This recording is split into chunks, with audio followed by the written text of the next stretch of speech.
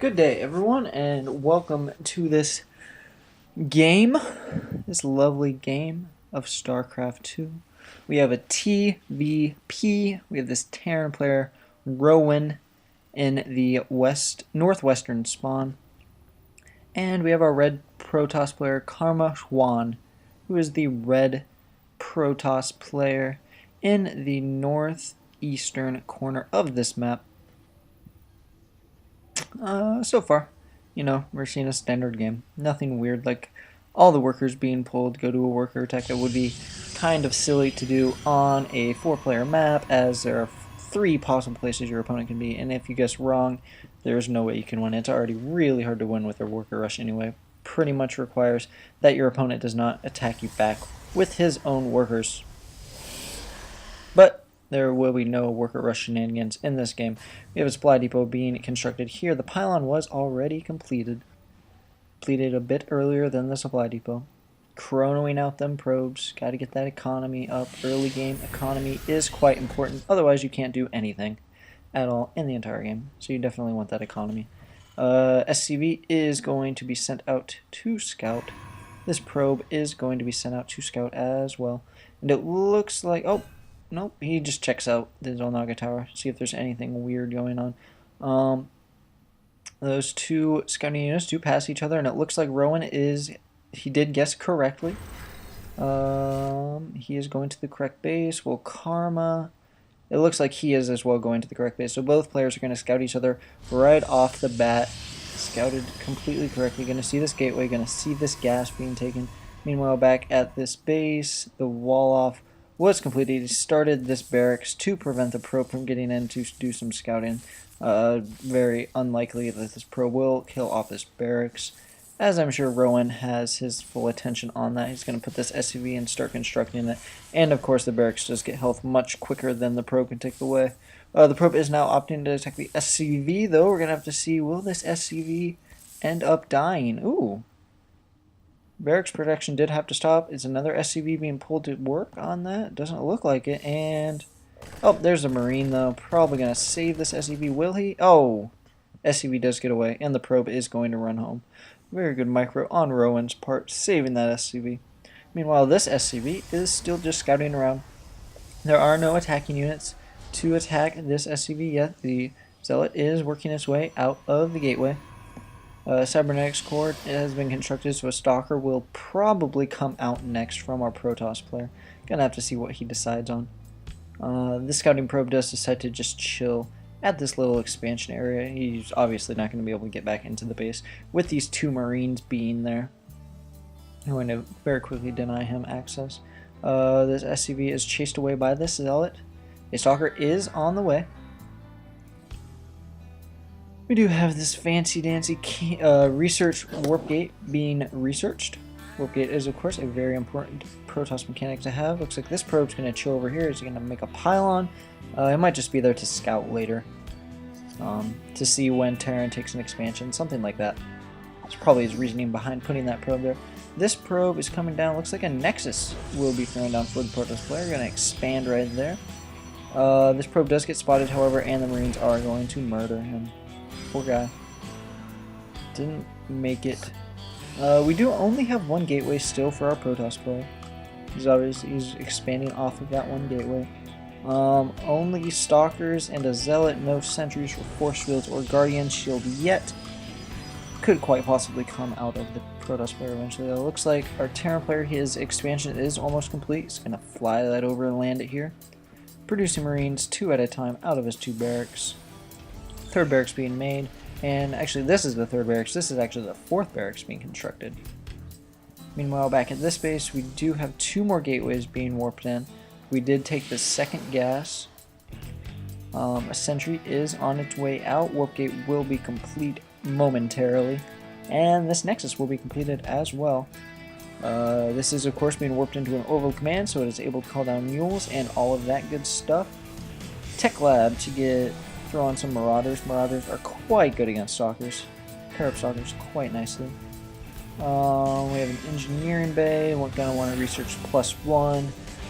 +1 ground weapons for Terran, or I guess it's infantry weapons for Terran, +1 infantry weapons, and +1 like the shield armor for infantry as well.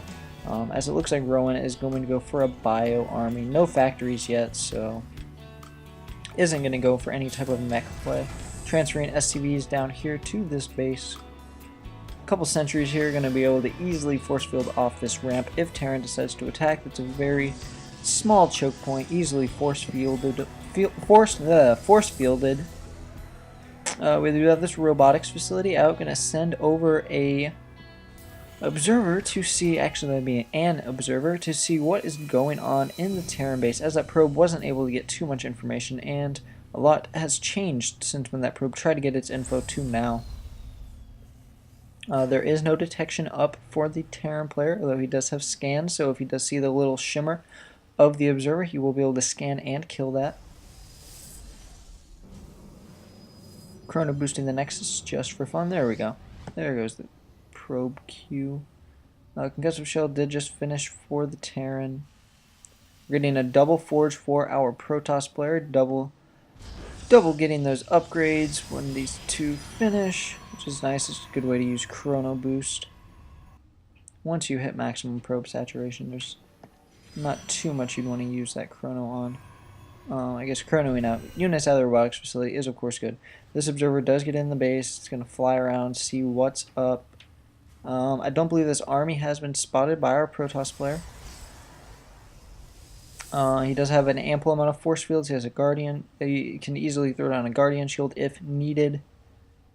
It looks like... And Terran is going up for the attack. Guardian shield is thrown down. Doing a bit of force fielding to split up the units. Probably could have done a little better on the force field job there. Going to warp in some reinforcement stalkers. Force fields off that, very nicely done, splitting up the army, rendering those Marines helpless, and forcing these Marines and Marauders to retreat. Very good force fields by our Protoss player. A Warp Prism was just finished and is being sent over to the Terran base. Of course, the observers here sees that there's no missile turrets or anything. There's hardly an army actually back here. There's a missile turret down here. But there's hardly an army, actually, to defend against this potential Warp Prism. Warping in some units to stash into the Warp Prism. He's able to have the maximum amount of units possible attack when needed. A couple observers just chilling about, seeing what's going on the map. These Marines are occupying the watchtowers. This Protoss army is moving out, is going to get spotted by these watchtowers, of course. Probably going to see a two-pronged attack from our Protoss player. He's going to sneak this Warp Prism in, do some damage over here while attacking with his main army. Of course, the Terran player does see this Protoss army, as I said, because of these Xel'Naga watchtowers. Warp Prism is being moved over into position to do some damage. The army is quite a ways away at this point. There's quite a lot. Bunkers are being thrown down as this army was spotted. Gonna have to see when this Warp Prism decides to come into play. Getting some more tech labs. Gonna up that Marauder count. Reactor as well. Warp Prism just dropping those Zealots in, picking them back up and floating away, causing some Marines to go back for that defense. No units were warped in at that time, and the Protoss player is retreating and expanding for a third base for them. Currently 100 food to 90 food. Couple of gateways not turned into warp gates yet. Should probably definitely get that done. Let's see, +1 and plus. We're currently about to be 1-1 for the Protoss army. And then +2 ground armor is being researched right now. +2 attack is not yet, but I'm sure that will soon follow.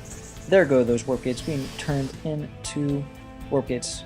Gateways being turned into warp gates is what I meant to say. Missile turret being thrown up at a couple locations to try and prevent that Warp Prism from coming in and doing any more damage. Whereas Terran wishes to prevent any possible damage to his base. This Warp Prism is going to fly over. He's probably going to see the missile turrets and leave. And this base alone missile turret is firing at the Warp Prism. Of course, only does shield damage. Ooh, looks like this Warp Prism actually missed those medevacs. If he would have stayed where he was, he would have seen those medevacs coming in. There are no missile turrets back here, so this is a prime area for a drop, although most of the army is here.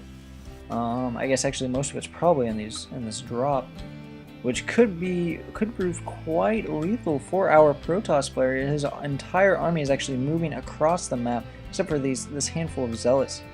Terran does have an army moving across the map as well. This drop is still just chilling up here. Looks like it's being mobiled, as at the same time this warp prism is being moved. These units are being dropped. You're gonna see how long it takes to pull these probes off the probe line. Looks like it's gonna take forever, and these probes are actually there. They go. Meanwhile, we do have a drop in the main of the Terran player, dropping in a few zealots to get some kills. Gonna fly this warp prism back away into these marines. Gonna try and find a safe place to put that. These units do get lifted up and flown away. Medevac at about half health. Let's see, after that, 15 worker kills for the Terran player, 9 for the Protoss player. Another drop. Looks like this time it's going to get cleaned up rather nicely. That medevac does go down. We have a lot of zealots, and this medevac does fly away. Warp prism is in retreat mode, showing over here, recharging its shields. Meanwhile, this medevac is just going to chill over here, just hang out. This Terran army is beginning to move out. Of course, it is spotted by this observer, but that's quite an army for the Protoss player to have to deal with. He's going to have to get some very good force fields, as right now he has just started Storm, so right now he does not have any area of effect damage. There are no Colossi out on the field. No Colossi. A couple of Immortals. Fourth Immortal about to be finished. We're currently at, are we at 2-2 yet? Or 1? Nope, yes, we are at 2-2. This probe's going to go out, scout. Looks like Terran took a little while to kill him. And we're going to have to see how this engagement goes. We do have charge on these zealots. Guardian shields being popped up. Force fields being thrown down as well, splitting up the army very nicely, preventing those units from doing as much damage as they would be able to. The Immortals, of course, have a pretty long range. Stalkers shooting down these medevacs. The force fields are now hurting the zealots. Zealots aren't able to get through those force fields, but they are cutting through this army. It looks like our Protoss player is going to come out on top. All these units remaining, yep, and Terran just says, screw it, I'm leaving. Just had an expansion going now, but decided it simply wasn't worth it. There was no way for him to do anything. Of course, there was a drop by that warp prism that I apparently missed. Did force all the SCVs to move up to the main. So very good force fields. Karma did a very good force field job. There's definitely won him the game if he had not had those sentries and had used the resources that he invested in sentries and other units that did not have force field. Obviously, he could have definitely been in trouble. Those force fields definitely are what won him the game, splitting up those armies very well, splitting them in half. Half an army is much easier to repel back compared to an entire army. So very well done on his part. The warp prism harass also kept Rowrin on his toes. He had to always be wary of that possible warp prism. And we did have these observers, which allowed Karma to always know what was going on, for the most part, in the Terran base. So very well played by both players. Once again, my name is Cookie King. If you'd like for me to cast a game of yours, feel free to send me an email. Don't hesitate, no hesitation. Send me an email with your replay attached. My email is in the description. It is cookiekingsc@gmail.com. Shoot me an email there, and I will be sure to cast your game as soon as I am able to. I'll have a fun time doing that. Post it to YouTube, all of that. If you like my videos, subscribe to my channel, keep watching my videos, all that cool stuff.